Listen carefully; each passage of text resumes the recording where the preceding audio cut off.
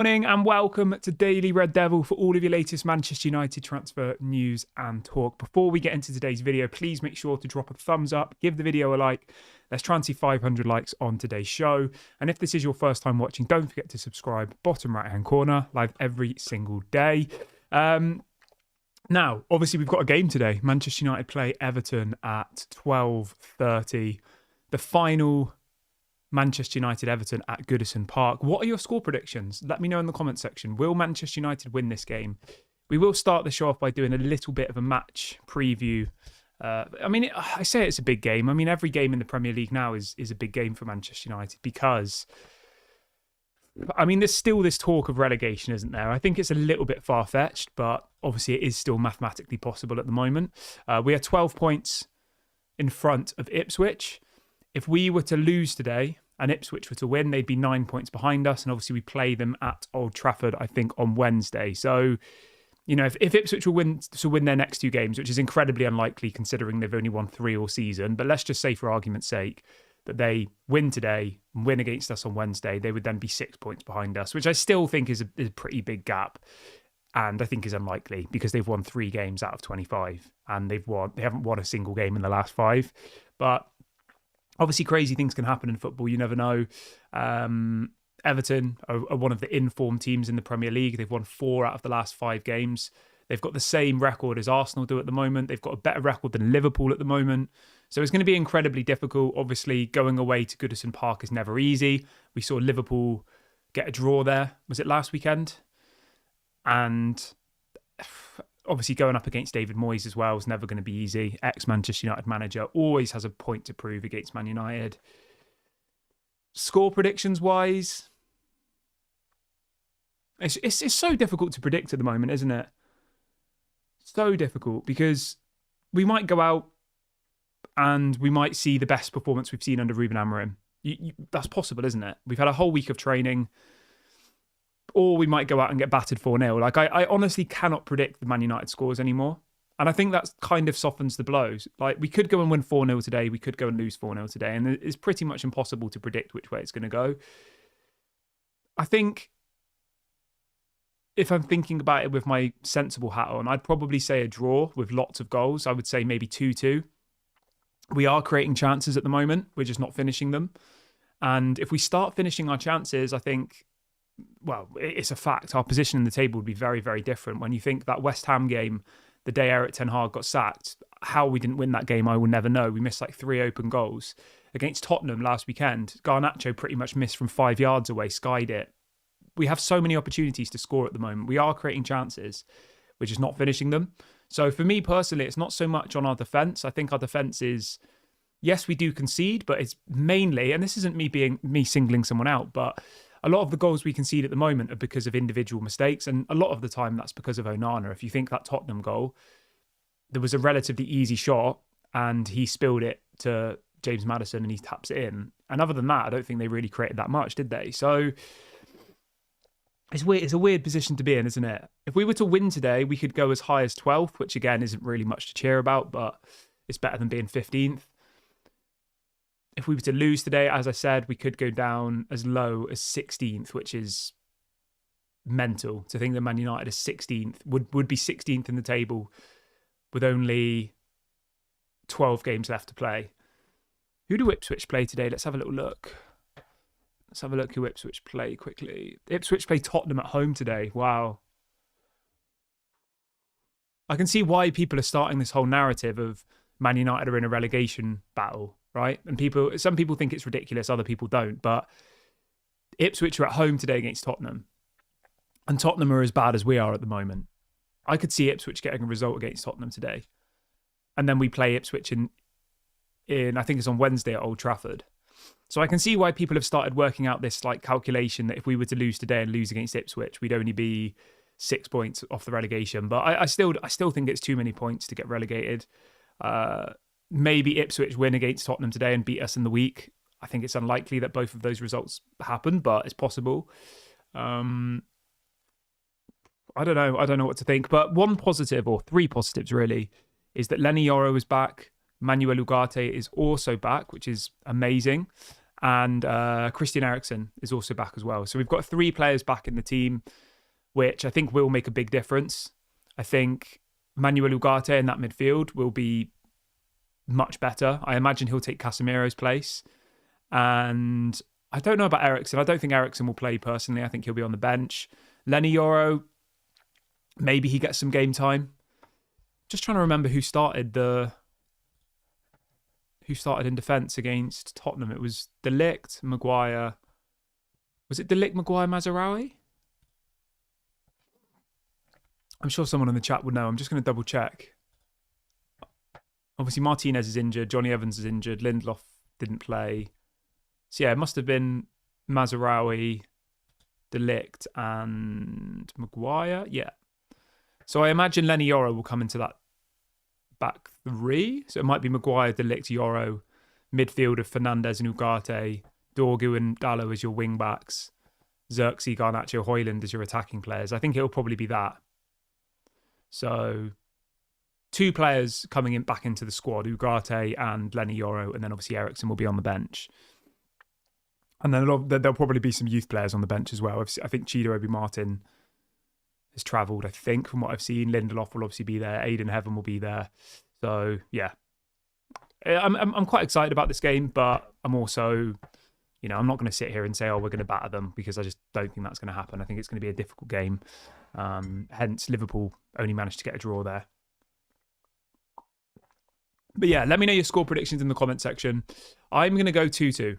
That's my score prediction for this game today, but you can let me know yours in the comments below. Right, let's move on to this story about Paul Pogba then, shall we? So, Erik ten Hag spoke to the media last night ahead of the game today, and he was asked about entering the free agent market. The free agent market is effectively players who are without a club and can be signed now. You can sign free agents at the moment. And obviously we've got this injury crisis. You've got Kobbie Mainoo injured. You've got Mason Mount injured. You've got Lisandro Martinez injured. You've got Luke Shaw injured. There's a whole host of players throughout our squad that are injured. And obviously we let go of Anthony, Rashford and Malacia in the January window and only brought in 1 player. So our squad is very, very thin at the moment. Hence why in the game against Tottenham last weekend, every player on the bench, apart from Victor Lindelof, was a youth player who'd never played a first team minute for Man United, which is crazy. So you had 1, 2, 3, 4, 5, 6, 7, 8. You had 8 players on the bench against Tottenham who'd never played a minute of first team football for Manchester United, which is mental. When you look back at our bench a couple of years ago, there was points where we had people like Pogba, Ibrahimovic, all just sat on the bench. And now we've got loads of young players. Maybe this is for the better. Maybe these young players are our future, and maybe this is the way we need to go in, where we've got a squad of young, hungry players. And it probably is the way forward. But still, I think in the middle of a season where you're in 2 competitions, I mean, we're in the Premier League, but we're obviously not going to win it. You still do need to have some experienced players. So anyway, he was asked about whether Manchester United will sign any free agents. Obviously, they're talking about Paul Pogba because there isn't really that many other free agents available at the moment, or notable ones anyway. And what Ruben Amorim said was really, really interesting. There were some really good quotes actually from this press conference. So we'll go through, where is the quote? Okay, so here we go. So this is about free agents, Paul Pogba. This is Ruben Amorim's direct quote. He says, no, we have some young players. We work with the young players. We really have to focus on that while we have, at the moment, a lot of injuries. We have to use the young players. Otherwise, they don't have the space to improve and to show themselves. I think we really have to focus on the young players for the future of the club because our history and the reality of the club. So he's effectively saying, he says the word young players about 4 times. He wants to focus on the youth. He doesn't want to bring in someone like Paul Pogba, 32 years of age, hasn't played football for 2 years, seems to be injured all the time. He wants to focus on these young players who he deems to be the future of Manchester United, which I do agree with, but I don't know. I don't think Paul Pogba's the answer, to be fair. But, if there was any other free agents, let me see if there's any other players. Free agents, football. Let me see if there's anybody else who is currently available at the moment.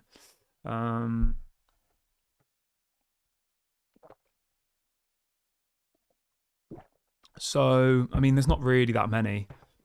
There's obviously Pogba. There is Ben Yedder. I mean, it's crazy that Brandon Williams has still not got a club. Who else you got here? We've got Serge Aurier. Remember, he used to play for Tottenham. He's a free agent. So there are a couple of, known players. Obviously, the big ones, Pogba. Diego Costa is a free agent. God knows what he's like now. He's 36. But, yeah, I mean, none of these players are really jumping out at me, to be honest. Ben Yedder, 10 years ago, would have been a great signing. But now, don't think so. So, yeah, I kind of do agree with what Ruben Amorim said. I think, we're in the position we are. Let's give these young players a chance. Let's see which of them we think are good enough or could be good enough, and focus on that. Because realistically, we're not going to achieve anything in the Premier League now. We might, if we went on a bit of a run now, we might get top 10. I mean, top 4 is still mathematically possible, but the likelihood of it happening, I think, is extremely small. We're 15 points off top 4 and 14 points off 14th. Crazy things can happen in football. If we were to win every one of our last games, which is, let's be honest, not going to happen, but it's a possibility. That would be 13 games to go. That would be 39 points, which would be 18. That means we'd end on 68 points. I mean, that would get you top 4 if you got 68 points, but we're not going to win our last 13 games. So I don't know at what point they kind of say the Premier League is out of reach. I guess once we're mathematically not going to get relegated, I think that's probably the point in which they might just start playing youth players, because obviously we want to progress in the FA Cup and in the Europa League. So it could almost be like that Jose Mourinho season. Do you remember where he just completely scrapped the Premier League and said, my priority now is winning the Europa League, and he just did crazy rotations in the Premier League games. Whether or not Manchester United and Ruben Amorim will do that this season, I don't know, but I think obviously until we have 40 points, which is again embarrassing to say, but until we have 40 points, which is usually the kind of minimum that you need not to get relegated, I think you probably will see mainly first team senior players.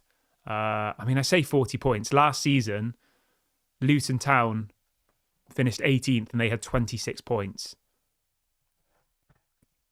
So, I mean, based on previous years, let's have a look at the year before. The year before it was 34 points was relegation. The year before that was 35. Year before that was 28. Year before that was 34. Year before that was 34. I mean, we're going back 10 years now. 33 the year before that. 34.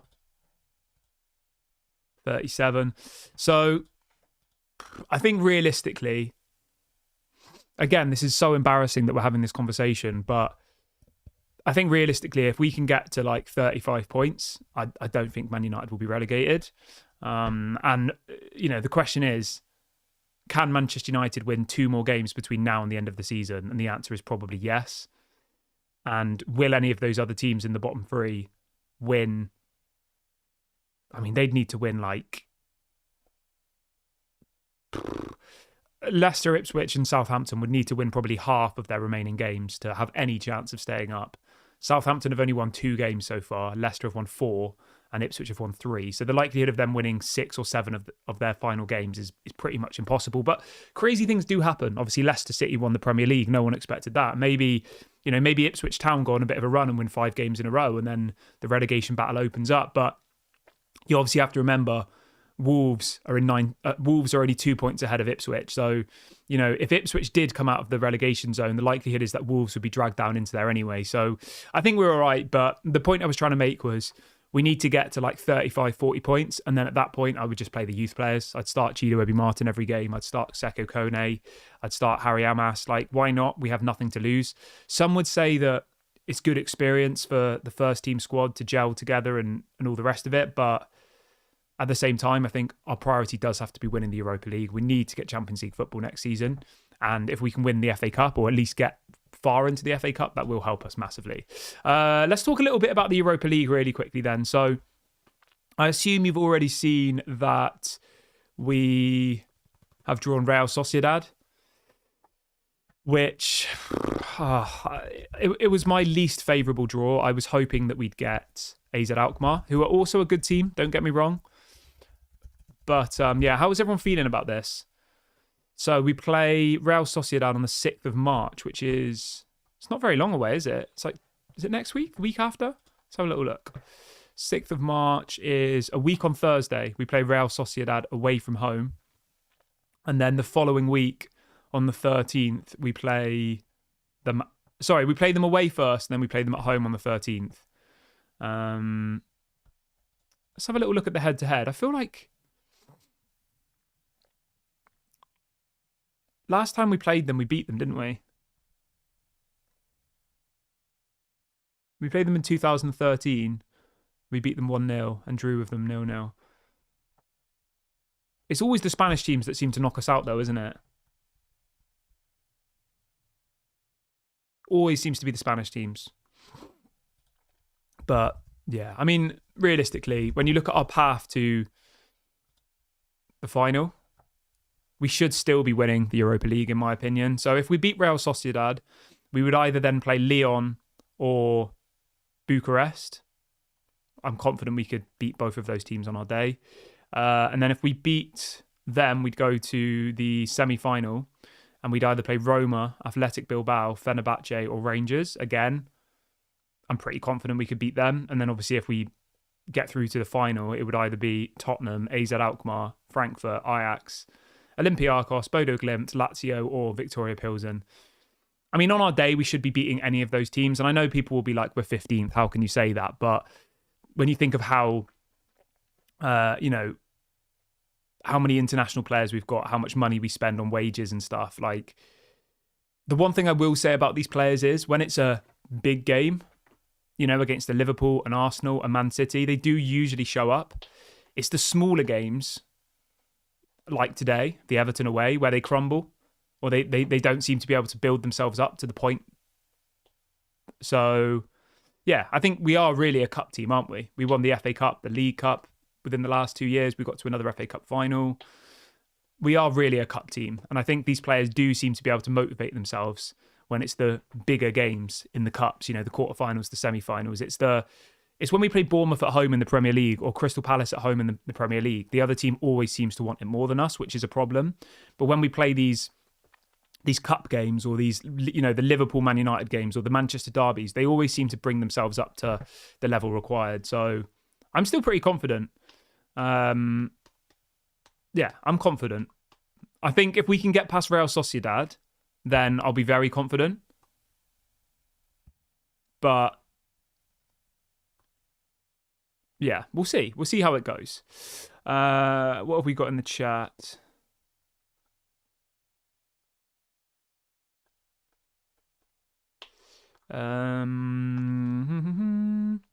Mount says we always struggle against the Spanish teams. Yeah, we do. That's what I think. If we can get past Real Sociedad, I'm confident the rest of the teams that we'd have to play before we get to the final we can beat. I mean, we beat Bucharest away from home, didn't we?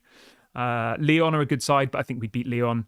And then when you look at the teams who are in the other half of our draw, the Romas, Fenerbahces and Rangers, I think we could beat any of them, to be honest. So yeah, I'm staying positive. I would have preferred AZ Alkmaar, but then at the same time, right, you go and watch the AZ Alkmaar games. They're a good side. They just beat Galatasaray. Was it like 6-2 on aggregate? And you look at the stadium, like and like the fans and the atmosphere. The ultras is the word I'm looking for. The AZ Alkmaar ultras. Like the atmosphere there will be absolutely crazy. And I don't think it will be like that in Real Sociedad, to be honest, personally. I think it will be a lot more hostile in the Netherlands. But I might be wrong. I remember when we played Real Sociedad before, and I feel like most of the people there will probably be like tourists, realistically, who want to go to that game. Whereas AZ Alkmaar is going to be like hostile, very, very hostile. Yeah, so we'll see. But anyway, I'm going to wrap the video up here, guys. Thank you very much for watching the show today. I will be live after the game. Hopefully we've won. Hopefully we can have a little bit of a positive. Have a lovely Saturday, whatever you're doing. Don't forget to drop a like. Subscribe to the channel if you're new. This has been Daily Red Devil, and I'll speak to you all on the next one. Bye for now.